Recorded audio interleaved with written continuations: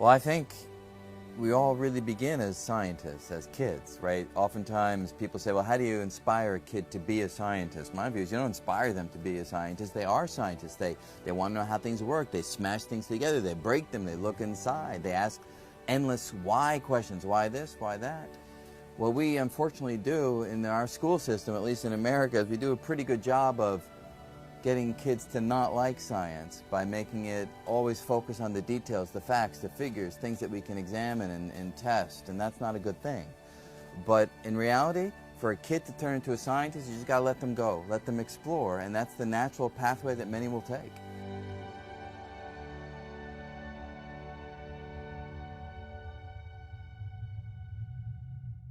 Well, I think the important thing in science education is that students understand that science is our best pathway toward realizing what's true in the world.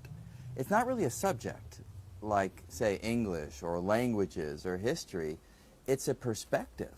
It's an outlook on the world where you take in what you see and you figure out what's right and what's wrong.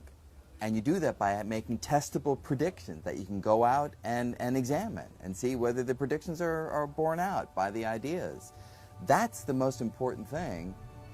And I'd say the parallel important quality of science is that it is a story. It's a drama. As our species has tried to figure out where we came from and where we're going. And that story aspect of science is often lost in the classroom because, again, we focus in on the results. But those results, every result of science, came from a story of discovery. And those stories of discovery need to be told so that the subject becomes much more human than it can appear in a textbook. ¿Quiere oír un despropósito aún mayor? Dicen que dos locos quisieron construir algo llamado aeroplano. Meter a personas dentro y a volar como los pájaros. Ridículo, ¿verdad? ¿Y qué me dice de romper la barrera del sonido? O de mandar cohetes a la Luna, o de la energía atómica, o de la misión a Marte. Ciencia ficción, ¿verdad? Yeah, I think it's very dangerous that there is a resistance, or at least a decoupling of the general public from scientific discovery.